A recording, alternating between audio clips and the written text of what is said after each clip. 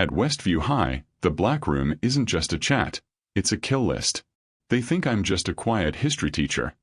But they have no idea who they just invited to the game. The notification didn't chime. It bled onto Sarah's phone screen like a digital stain. It was a link to a private server titled Black Room. Below it, a single image, a floor plan of the Westview High Library with a red X over the history section. Exactly where Sarah was standing. As a quiet history teacher, Sarah was used to being invisible. But her pulse didn't quicken out of fear. It quickened out of recognition. This wasn't a student prank. It was a tactical marker. The doors to the library groaned shut, locked from the outside by a remote override. From the shadows of the stacks, a soft, rhythmic ticking started. Sarah didn't scream.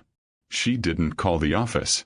She knelt, her fingers moving with a muscle memory that hadn't been used in a decade, tracing the underside of a mahogany desk until she found the device. It was a cellular jammer rigged to a small incendiary charge. In the reflection of the glass cabinets, she saw a hooded figure watching from the mezzanine. Sarah's calm exterior remained, but her mind was already mapping the building's blind spots. She had spent 5 years in the FBI's counterterrorism unit before choosing the quiet life. The Black Room wasn't just a chat group. It was a recruitment hub for something lethal. The hooded figure vanished into the ventilation shafts, leaving behind a scent of ozone and high-grade propellant. Sarah checked her watch.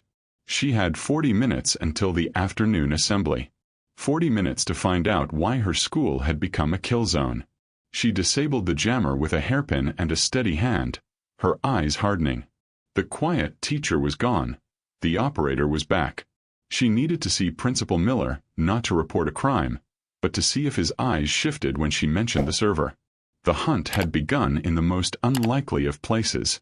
Principal Miller's office smelled of stale coffee and expensive oak. He was a man of optics, always adjusting his tie and smiling for the school board.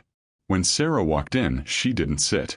She stood by the window, watching the security guards patrol the perimeter. "The library locks malfunctioned, Arthur," she said, her voice a low, steady hum. Miller didn't look up from his paperwork. "Old wiring, Sarah. I've told maintenance to look at it. Don't be a dramatist." Sarah leaned over his desk, her shadow falling across his files. "I found a jammer. Someone is testing the response times of the local police." Miller finally looked up, and for a split second, Sarah saw it, the flicker of genuine, cold-blooded panic. It wasn't the panic of a victim, but the terror of a man whose secret was leaking. "You're a history teacher, Sarah. Stick to the Civil War," he snapped, his hand trembling as he reached for his phone. Sarah noticed a black sticker on the back of his device, a stylized crow, the emblem of the Black Room. She left without another word, her mind filing the detail away. In the hallway, she bumped into Leo, a brilliant but social pariah senior who spent his days in the server room. He looked like he hadn't slept in a week.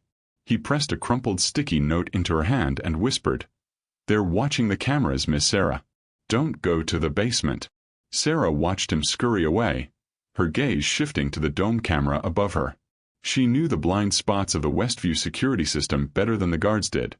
She'd audited systems like this in D.C. for years. She realized then that the school wasn't just a target.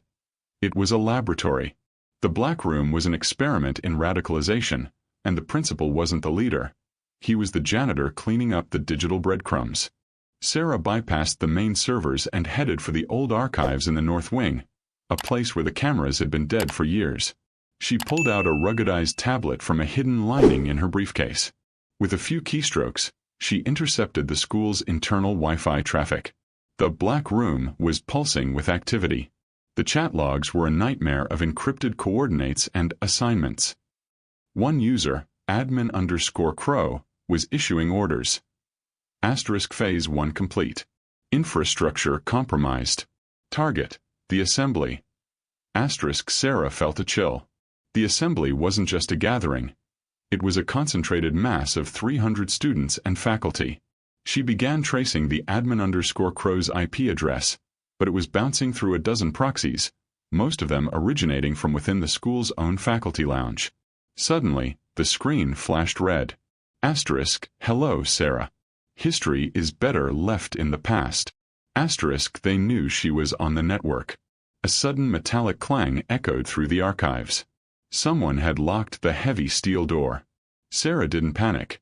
She reached into her bag and pulled out a small tactical flashlight, clicking it on. The beam cut through the dust, landing on a stack of files labeled Student Psychological Profiles. These weren't standard school records. They were assessments of aggression, isolation, and susceptibility to influence. Next to the files sat a row of burner phones, all identical to the one she'd seen Miller using. She realized the black room wasn't just for students. It was a grooming tool operated by the staff. A soft hiss filled the room. Someone was pumping carbon monoxide into the archives through the vents. They weren't trying to scare her anymore.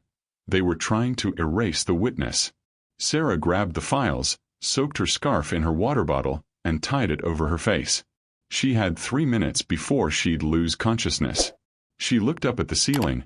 The only way out was the narrow maintenance crawlspace. The air in the crawlspace was thin and tasted of rust. Sarah moved with a predatory grace, her knees scraping the metal as she navigated the labyrinth above the classrooms. Below her, she could hear the muffled sounds of students laughing, oblivious to the wolf in the walls and the vipers in the offices. She reached a junction above the counselor's office. Dr. Eris, the school counselor, was speaking in hushed tones. Sarah lowered a miniature fiber optic camera through a gap in the ceiling tiles. Eris was sitting with Mr. Henderson, the head of security. "The teacher is in the archives." "It's handled," Eris said, her voice devoid of its usual warmth. Henderson nodded, checking his firearm.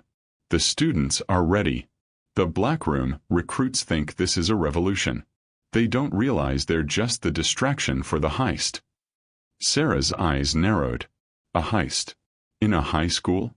She scanned the room with a camera and saw a blueprint of the school's basement, specifically the reinforced vault that housed the district's high-end technology and the temporary storage for the Legacy Fund's scholarship cash.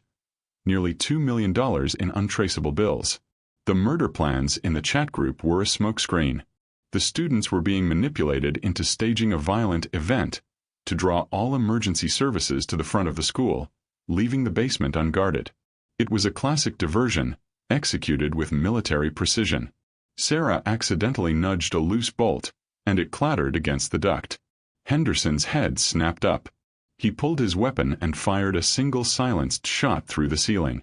The bullet grazed Sarah's shoulder, a hot sting of reality. She didn't cry out. She rolled to the left, kicked open a vent cover, and dropped into the darkened chemistry lab 3 rooms away. She was bleeding, but she had the full picture. The faculty wasn't just corrupt. They were a professional crew. Sarah landed on a lab table, the glass beakers rattling around her. She immediately grabbed a roll of duct tape and a clean rag, binding the graze on her shoulder with a grimace. The school was now a ticking clock. The assembly was in 20 minutes. If she called the police now, the black room kids would see the sirens and trigger their revolution early, leading to a bloodbath. She had to neutralize the leadership first. She moved to the lab's chemical storage, her mind calculating. She needed a non-lethal way to clear the hallways. She began mixing household ammonia with bleach in a controlled setup. Chlorine gas, in small, localized doses, would trigger the fire alarms and force a chaotic but safe evacuation. As she worked, a shadow appeared at the door. It was Leo. He was shaking, holding a tablet. "They've taken my sister, Ms. Sarah. They said if I don't initiate the server lockdown, they'll hurt her." Sarah stopped. She walked over to the boy and placed a firm, steady hand on his shoulder. "Leo, look at me. I'm not just a teacher. I'm going to get her back, but I need you to be my eyes in the digital dark. Can you override the black room's admin?" Leo looked at her, seeing the steel in her eyes for the first time. I can try. But admin_Crow is using a hardware key." Sarah nodded. "Then we get the key." Suddenly, the school's PA system crackled to life. It wasn't the principal. It was a distorted electronic voice. "The black room is open. Students of Westview, take back your power. The first target is the cafeteria." The sounds of glass breaking and screaming echoed from the floor below. The diversion had started early. The cafeteria was a sea of confusion. A group of 10 students, wearing black masks and holding what looked like assault rifles, stood on the tables. Sarah, watching from the balcony, realized the weapons were high-end airsoft replicas, meant to look real enough to draw police fire. The plan was working. The school resource officer was already drawing his sidearm, his hand shaking. "Drop the weapons," he screamed.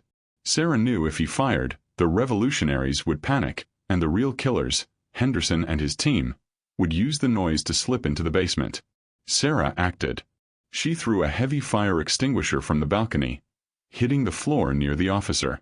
The loud bang distracted him for a second. She jumped the railing, landing hard but rolling into a sprint.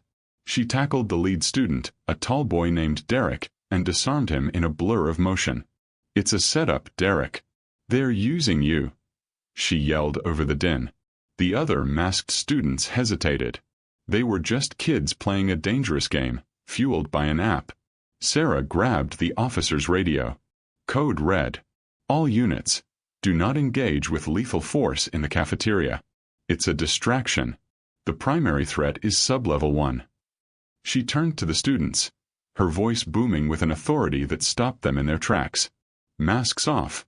Now, get to the gym and lock yourselves in." The students, terrified by the sudden shift in the game, obeyed. But as the room cleared, Sarah saw Henderson standing at the far end of the hall. He didn't have an airsoft gun. He had a professional-grade carbine, and he was aiming directly at her. She dove behind a heavy plastic cart just as the hallway erupted in gunfire. Bullets shredded the plastic cart as Sarah crawled toward the kitchen service elevator. She knew the layout of the sublevel. It was a relic of the Cold War, a fallout shelter turned storage. Henderson was closing in, his boots thudding rhythmically. Sarah reached the elevator and jammed the manual override, descending just as Henderson reached the doors. The basement was a labyrinth of concrete and shadow. The air was cold and smelled of damp earth. Sarah moved silently, her shoes making no sound on the polished concrete. She found the vault door. It was already open. Principal Miller and Dr. Eris were inside, frantically loading duffel bags with cash and high-end server processors. "We have 5 minutes before the SWAT team breaches the front," Miller hissed. "Where is Henderson?" "Right here," a voice echoed. Sarah watched from behind a stack of crates as Henderson entered, his face red with rage.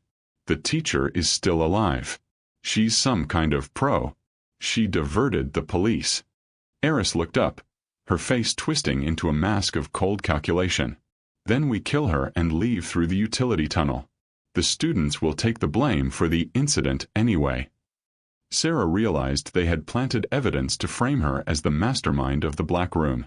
She checked her surroundings. A heavy-duty electrical panel sat to her left. A fire suppression pipe ran overhead. She didn't have a gun, but she was a history teacher. She knew how to use the environment. She grabbed a length of copper wire and a wrench. If they wanted a war, she would give them one. Sarah stepped into the light of the vault, her hands raised. "It ends here, Arthur," she said, her voice echoing off the concrete. Miller laughed, a shrill, hysterical sound. "You're a history teacher from a mid-tier suburb, Sarah.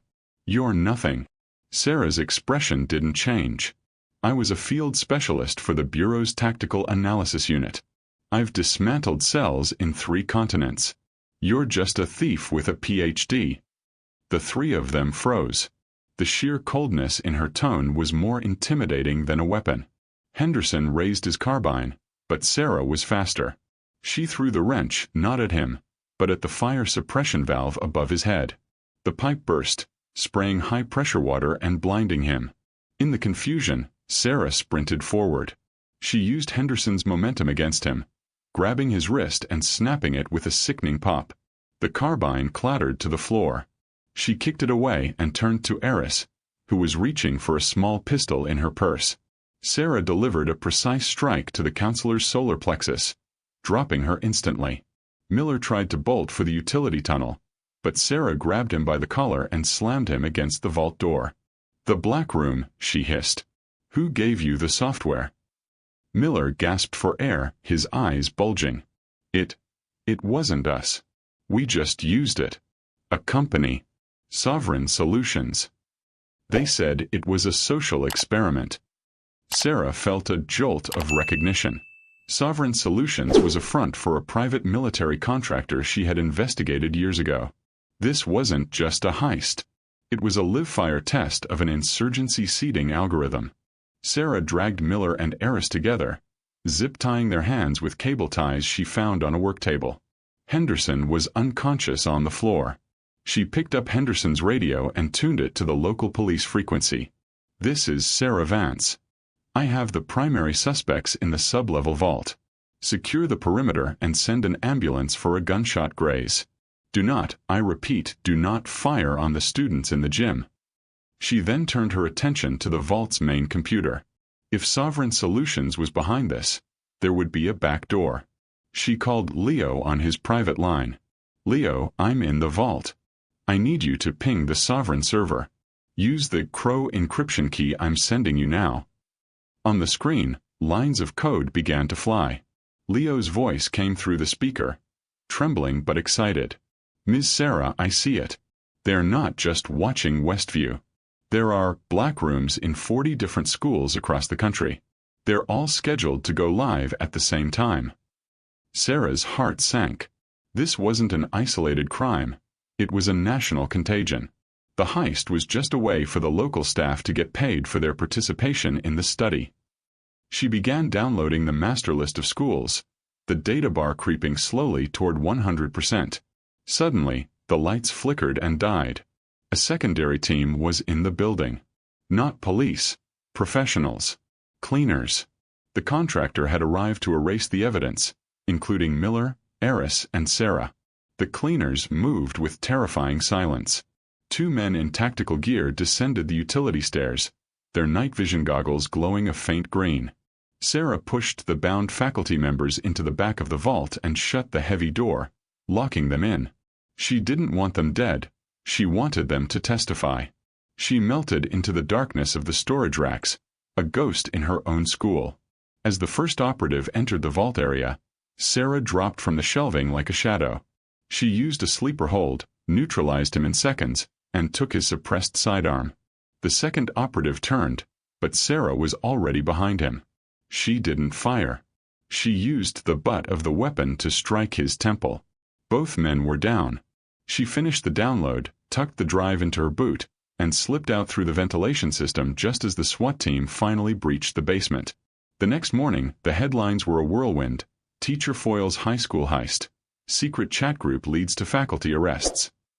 Sarah sat in her empty classroom, the sunrise casting long shadows over the desks.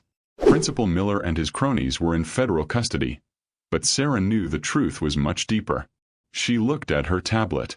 The list of 40 schools was still there. Sovereign Solutions had vanished. Their offices emptied overnight. A new message appeared on her screen from an unknown sender. Asterisk, well played, Specialist Vance. Class is dismissed. For now. Asterisk. Sarah closed the tablet and stood up. She had a job to do. She wasn't just a history teacher anymore. She was a guardian of the future. She walked out of the school, her gait steady and purposeful. The black room was closed at Westview, but the war had only just begun. Would you like me to develop a sequel focusing on the next school on the list, or perhaps write a prequel about Sarah's time in the FBI?